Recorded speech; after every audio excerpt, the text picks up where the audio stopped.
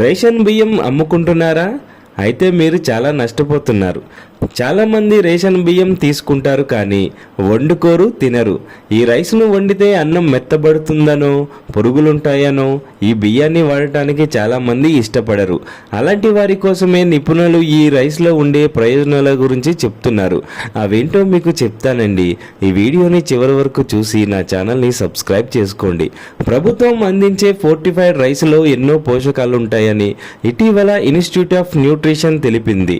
Zinc, vitamin A, thiamine, vitamin B6, riboflavin, niacin పోషకాలని కలుపుతారు.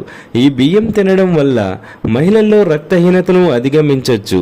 అలాగే చిన్నపిల్లల్లో రోగనిరోధక శక్తి కూడా పెరుగుతుంది. ఇవన్నీ తెలియక జనం వీటిని కేవలం 10 రూపాయలకు అమ్ముకుంటున్నారు.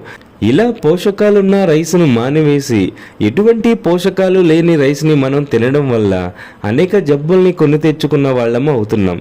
ఇలాంటి మరెన్నో వీడియోల్ని మీకు తెలియజేయడానికి ఇప్పుడే నా ఛానల్ని సబ్స్క్రైబ్ చేసుకోండి.